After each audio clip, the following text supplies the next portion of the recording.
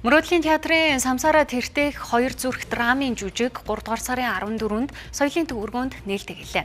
Тус жүжиг нь Мөрөөдлийн театрын 24 дахь уран бүтээл бөгөөд материаллог ертөнц ба өхлийн дундах мөчлөг буюу Самсарад очсон хүмүүс ямар орчин нөхцөлд байдаг талаар дүрслэн үзүүлэхээр зорьсон байна. Тайз зэлэгцийн шилдэг бүтээлийг бодитоор амжуулж чаддаг Мөрөөдлийн театрын хамт олон ээлжит уран бүтээл болох Самсара тэртех 2 зүрх драмын жүжигийн нээлттэй хийлээ. Тус драмын жүжиг нь төрийн сойрхолт урлагийн гавьяат зүтгэлтэн Наранбаатарын найруулгаар тавигдж байгаа бөгөөд Мөрөөдлийн театрын 24 дахь тайзны уран бүтээл болон нээлтж байна.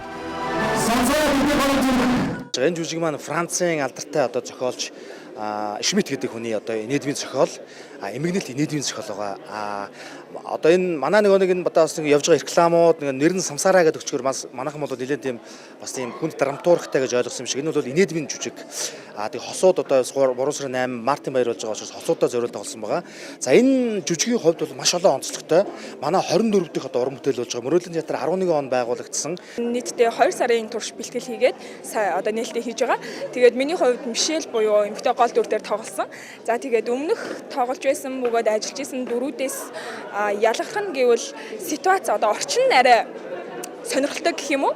Өмнө нь тоглож исэн жүжигүүд, өмнө нь тавьж исэн жүжигүүдээс бол их онцлогтой жүжиг. Яагаад гэвэл энэ жүжиг маань өөрөө энэ материалын ертөнцид болж байгаагүй үйл явдал. Самсараа болж байгаа үйл явдал учраас маш сонирхолтой. Тэнд тэгээд ер нь жүжигийн зохиолын дагуу задаргаа ингээ хийгээд ажиллахад хайр дуурлал, хагцал, харуусал, хүндлэл бүх зүйл тэнд байгаа. Тайз дэлгэцийн бүтээлийг бодитоор чадварлагаар бүтээж чаддаг Мөрөөдлийн театрын хамт олон энэ удаад зэрэгэлдэх ертөнцийн үйл явдлыг дүрслэн үзүүлжээ.